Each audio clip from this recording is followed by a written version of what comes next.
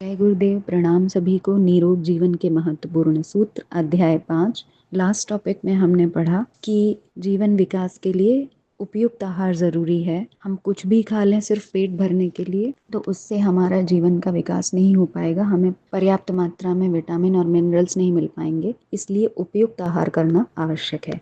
आइए इसी श्रृंखला में आगे बढ़ते हैं। आहार चिकित्सा से कायाकल्प। शरीर आहार से बनता है, यह एक सुविदित तथ्य है। मन को भी 11वीं इंद्रिय कहा गया है। इस प्रकार मन भी शरीर का ही एक भाग हुआ।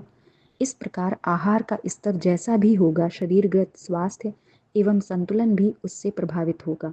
व्याधियां जितनी आहार के सात्विक मानसिक होने पोषण कुपोषण के कारण होती हैं, उतनी जीवाणुओं विषाणुओं के कारण नहीं। इस प्रकार यदि आहार को ही मात्र साध लिया जाए तो परिपूर्ण रूप से स्वस्थ बने रहा जा सकता है। चिकित्सा के पीछे मूलभूत दर्शन यही है।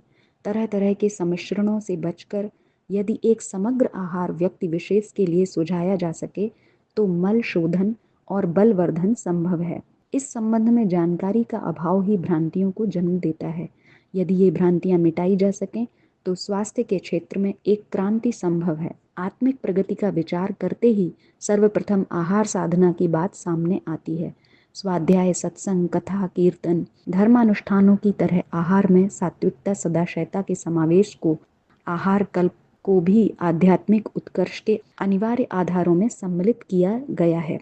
यह प्रयोग प्राकृतिक चिकित्सा के क्षेत्र में यदा कदा चलते रहते हैं, पर जिस मनोभूमि में तप तितीक्षा युक्त वातावरण में यह कल्प साधना की जाती है वह कितनी फलदायी होती है, यह वे जानते हैं जो एक माह एक ही आहार पर रहें, स्वयं को बदल कर रहें। ऐसा परिवर्तन जो किसी और औषधि से संभव नहीं, कायाकल्प के तुल्य ही जिसे ठहराया जा सकता है, मात्र आहार साधना की ही फलश्रुति है। इस कल्प साधना में धर्मानुष्ठानों से भी अधिक आहार नियमन पर ध्यान दिया गया है। आहार निग्रह के उपरांत मनोनिग्रह कठिन नहीं है। आहार के विभिन्न कल्पों में फल शाकादि वर्ग अन्नों के अंकुरित भाग रस द्रव्य यथा दूध मट्ठा फलों के रस आदि के द्वारा शरीर शोधन और बल पोषण का उल्लेख किया जाता है। चरक सुश्रुत प्रभृति ऋषियों ने अनेकानेक औषधि कल्पों का भी शरीर शोधन एवं जीवन शक्तिवर्धन हेतु विधान बनाया है, पर यहाँ उनका उल्लेख विषयांतर होगा। आहार चिकित्सा को भी एक आंदोलन के रूप में प्रज्ञा संस्थानों माध्यम से चलाया जाता है। इसी की चर्चा यहाँ संक्षेप में की जा रही है। विस्तार से उसका विवेचन अगले दिनों इस विषय पर प्रकाशित होने वाली पुस्तक में किया जा रहा है। सभी नियुक्त कार्यकर्ताओं या अगले दिनों प्रशिक्षण हेतु वाले प्रज्ञाजनों को एकौषधि विज्ञान की तरह एक ही आहार की चिकित्सा में भी पारंगित किया जा रहा है।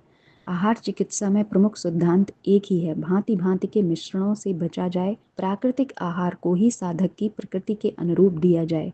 धातु परिशोधन व बल पुष्टि के लिए इससे बढ़कर और कोई साधन नहीं। एक ही आधार से संतोष कर उसे सजीव एवं प्राकृतिक रूप में लिया जाए तो उसके चमत्कारिक परिणाम होते हैं। वन में विचरण करने वाले प्रकृति के संपर्क में रहने वाले पशु पक्षी कहाँ मसालेदार भोजन खाते हैं, वे कभी अस्वस्थ होते देखे नहीं जाते। आहार शास्त्रियों ने मनुष्य के लिए सर्वश्रेष्ठ भोजन फल निर्धारण किया है। इससे अधिक लाभदायक शीघ्र पचने वाला जीवन शक्ति वर्धक शुद्ध रक्त बढ़ाने वाला और कोई पदार्थ प्रकृति जगत में नहीं है। फलों में प्रमुख हैं आम खरबूजा पपीता खजूर अमरूद अंगूर अनानास सेव नख चीकू शहतूत केला नारंगी एवं मौसमी। इसके बाद बारी आती है शाक तरकारियों की। ये सजीव तो हैं पर स्वादिंद्रिय के अनुकूल बहुसंख्या नहीं होती। अपने प्राकृतिक रूप में खाने योग्य कम ही होती हैं। लौकी तरोई रतालू टिंडे कच्चे नहीं खाए जाते, इन्हें आग पर पकाने की आवश्यकता पड़ती है। टमाटर गाजर मूली खीरा ककड़ी आदि ऐसे हैं जिन्हें कच्चा भी सलाद के रूप में खाया जा सकता है। सूखे मेवे बलवर्धक शक्तिदायक तो होते हैं पर सुपाच्य नहीं होते।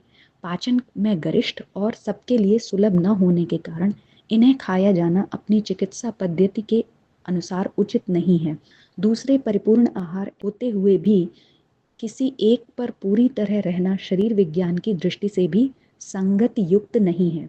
सूखे पदार्थों का रस नष्ट हो जाने के कारण वे उतने लाभदायक भी नहीं रहते। इनकी तुलना में हरे अन्न अच्छे हैं। चना, मटर, बाजरा, ज्वार, गेहूं आदि भिगोकर अंकुरित कर कच्ची अवस्था में या हल्का पकाकर खाएं तो बड़े लाभदायक होते हैं। इनके अतिरिक्त दूब, गेहूं के जवारे, बरसीम अपने आप में परिपूर्ण हैं। ऐसे उदाहरण विद्यमान हैं कि इनमें से कोई एक पर रहकर व्यक्तियों ने अवधि विशेष काटी और अभूतपूर्व परिवर्तन अपने अंदर अनुभव किया। अनुकूल पड़ने पर दूध, दही, मट्ठा का भी कल्प किया जा सकता है। दूध कल्प की चर्चा सर्वाधिक होती रहती है। यह सर्वसुलभ भी है, पर मात्र दूध पर 1 माह तक बने रहने के लिए साधक की प्रकृति का उसके अनुरूप होना जरूरी है। द्रव्य के प्रयोग की एक सामान्य प्रतिक्रिया है कोष्ठबद्धता। इसका ध्यान रखते हुए ही निर्धारण किया है कि दूध पर रह सकने की स्थिति व्यक्ति की है या नहीं। पाश्चात्य देशों में जो दुग्ध कल्प का प्रचलन अब बढ़ता ही जा रहा है, प्रतिपादन यह है कि सभी रोग किसी आवश्यक तत्व, खनिज या विटामिनों की कमी के कारण होते हैं। हृदय रोग के रोगियों व मस्तिष्कीय रक्तस्राव के गंभीर मरीजों को चिकित्सक महीनों तक दूध पर रखते हैं। उनके लिए गाय का ताजा दूध ही लिया जाए। धीमी आंच पर पकाकर 2-3 उबाल देकर ठंडा किया दूध पिया जाए। एक दिन पूर्व उपवास, फिर कल्प का आरंभ। मात्र थोड़ी चीनी डालकर एक बार में पाव भर से आधा किलो तक लेते हुए दिन भर में अपनी अपनी पाचन शक्ति के अनुसार 5 किलो तक दूध लिया जा सकता है। धीरे धीरे चम्मच से स्वाद लेते हुए दूध पिया जाए। मट्ठा या दही कल्प सभी को अनुकूल नहीं पड़ता, फिर भी जहाँ ऐसा लगे कि निभाया जा सकता है वहाँ इसे भी किया जा सकता है। फलों में सबके लिए सर्वसुलभ फल है अमरूद, पपीता, खरबूजा, आम व केला। इन्हें संपूर्ण रूप से गूदे के रूप में लिया जा सकता है। सेव को सब ले नहीं सकते, फिर भी जो मात्र इसी पर रहना चाहें उसे उबालकर सुपाच्य बनाकर छिलका निकालकर खाएं। इसी प्रकार अमरूद के बीज भाग को अलग कर मात्र गूदे को धीरे धीरे चबाकर लेना चाहिए। रस वाले सभी फल महंगे होने से तथा रस की मात्रा पेट भरने योग्य न होने से परिपूर्ण आहार की भूमिका नहीं निभा पाने पर उस पर कोई बंधन नहीं है। हर बार थोड़ा थोड़ा रस चम्मच से पिया जाए। एक साथ अधिक ले लेने से हानि की संभावना अधिक है। आम का फल मृदुरेचक है।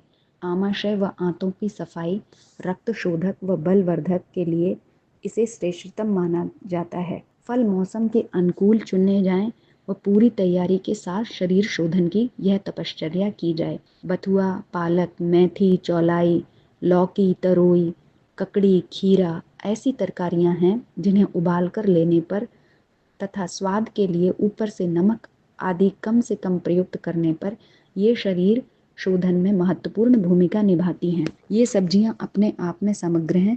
इनमें सभी तत्व प्रचुर मात्रा में हैं। कल्प हेतु अंकुरित अन्न भी चुने जा सकते हैं। गेहूं, चना, मूंग इन्हीं में आते हैं। इन्हें बाद में थोड़ा भूनकर भी लिया जा सकता है। कल्प छोड़ते समय सामान्य नियम एक ही है, धीरे धीरे नियमित आहार पर आया जाए। शरीर को इस योग्य बनना कि सामान्य आहार पचा सके, यह तभी संभव है जब धीरे धीरे कल्पावधि से दालों के पानी, मात्र दलिया, तदुपरांत सब्जी, फिर परिपूर्ण आहार, इस प्रकार परिवर्तन लाया जाए। तो आज के टॉपिक में हमने जाना कि हम आहार चिकित्सा से कैसे कायाकल्प कर सकते हैं। तो उसके लिए कई चीज़ों पर लोग कल्प साधना करते हैं, जैसे कि एक ही प्रकार का अन्न खाके या फलों पर रहकर, दूध पर रहकर, दही पर रहकर या अंकुरित अन्न पर रहकर, सब्जियों पर रहकर। लेकिन उन सभी प्रकार की साधनाओं में जब हम उन साधना को समाप्त करें तो हमें ये ध्यान रखना चाहिए कि हमें एकदम से भोजन स्टार्ट नहीं करना है, धीरे धीरे स्टार्ट करना है। पहले दाल के पानी, दलिया, फिर धीरे धीरे हमें संपूर्ण आहार पर आना है। कल्प चिकित्सा की जाती है विभिन्न रोगों से निवारण के लिए। तो चलिए आज के लिए इतना ही, आगे कल पढ़ते हैं। जय गुरुदेव, प्रणाम सभी को।